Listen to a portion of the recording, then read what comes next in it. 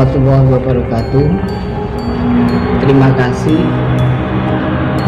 sobat setia yang mau mendengarkan cerita horor dan cerita misteri, pengalaman nyata dan kisah nyata saya pribadi. Selaku saya usaha, saya juga driver ojek online.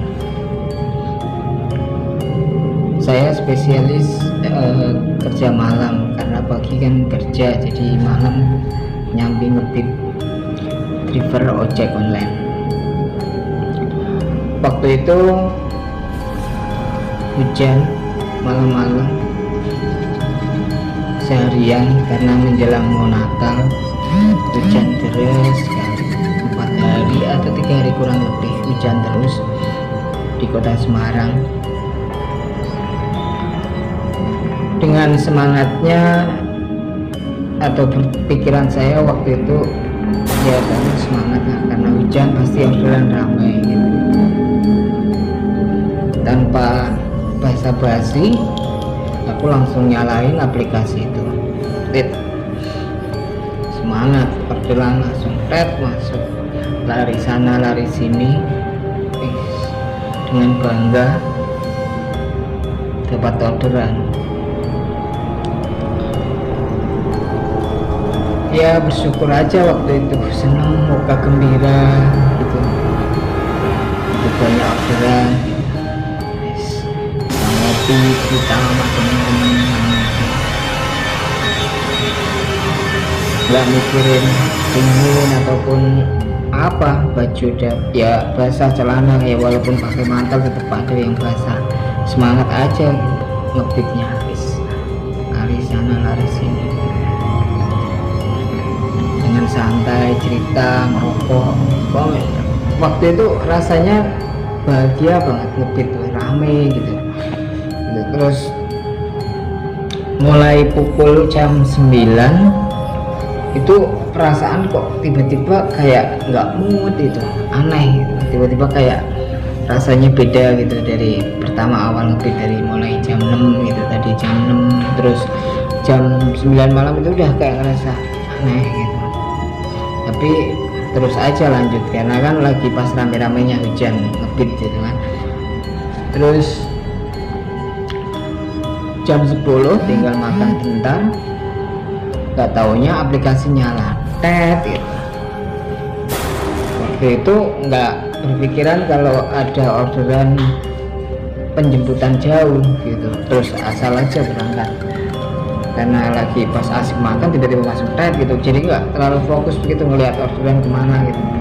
Waktu itu dari Semarang jemput customer CS di perumahan Kelurahan Jamli di daerah atas. Jadi karena saya di luar kota ya, dari Jepara gitu kan, karena jalan map dari arah untuk menjemputnya aja, mapnya itu beda dari biasanya kan jalan raya. Dan ini aneh, mapnya tiba-tiba ngarah ke pinggir tol di daerah Tandan. Jadi saya ikutin aja mapnya lewat, waktu itu lewat jalan pinggir tol Tandan itu malam-malam hujan-hujan sekitar aja jam 11 masuk gitu, jam 11 ke atas gitu. Terus masuk gitu jalan seneng gitu kan, masih ada perkampungan di sini waktu itu. Terus jalan kok makin naik gitu, nggak ada orang, sepi gitu. Tiba-tiba lihat kanan kiri kok jurang gitu, kayak ya sepi banget. Rasa berpikiran udah mulai kacau.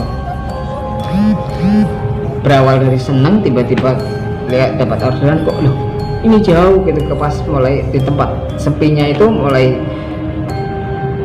pikiran wah udah lemes nih. Ya udah bismillah aja jalan, terus naik terus lah tol nanjak gitu. Kok jalannya semakin kayak gini ya, kayak kanan kiri gitu kayak gelap gitu, nggak ada penerangan sama sekali, nggak ada orang gitu. Baru pertama kali ngebit pengalaman saya pribadi tuh ngelewatin tempat kayak gitu malam. biasanya kan kota-kota gitu. Ini pengalaman yang sangat luar biasa buat saya untuk buat kita sendiri, kesimpulannya untuk melatih mental sih sebenarnya buat kita semua di masa yang sulit ataupun masa seneng ataupun masa susah. Kita harus bisa mengatur mengatur pola pikir kita biar nggak terlalu kegirangan, nggak terlalu merasa sombong ataupun apa. Dan ketika masa sulit kita tahu diri gitu. Kita kembali lagi ke cerita tadi. Begitulah, udah berpikir, udah hati itu dek pure gitu. Wah, hujannya makin kencang gitu.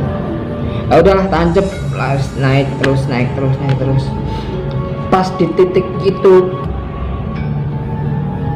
nggak terbayang sedikit pun, pas di titik penjemputan itu nggak terbayang sedikit. Di situ tulisannya Kelurahan Jangli. Dan anehnya ketika map itu saya ikutin, geser ke sebelah makam, dan wah udah sokem lagi nih, udah pikiran udah kacau balau saat itu. Tengah malam jam 12 kurang lebih, hujan rintik-rintik, sepi, nggak ada orang di pinggir makam, dimana pohon-pohon rindang gitu. Udah nggak kebayang, mungkin sobat sedulur semua mungkin saat itu pingin lari ataupun kalau mau tenang ya tenang gimana gitu, rasanya kacau. Pas posisi kayak gitu udah kacau pikirannya, udah rasa duk jantungmu copot, udah wes gitu. Gimana nggak tegang, gimana nggak mau copot, gimana nggak merinding, gimana nggak gelisah gitu kan. Tiba-tiba yang dijemput itu tidak ada, orderan palsu. Itu bikin down lagi perasaan, dan mau nggak mau ya, aduh ini gimana gitu ya. Di chatting nggak bisa, di telepon nggak bisa. Alhasil diam sejenak, baca sholawat, baca sebisa-bisanya, terus putar balik. Karena di perjalanan itu nggak ada rumah, nggak ada yang ditanyain gitu kan, sepi gitu, lihat kanan kiri nggak ada orang gitu.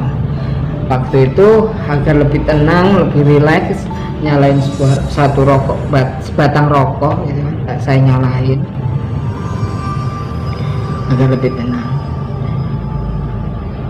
2 isep 3 isepan itu udah perasaan kok beda lagi gitu, ada bau-bau gimana gitu. Tapi masa bodoh lah, demi uang ya, mau gimana lagi gitu, bau udah beda. Terus jalan lagi bentar, kok merinding gitu ya, ada udah bulu kuduk udah naik gitu, rasanya kayak berat banget lah. Ini pengalaman yang super buat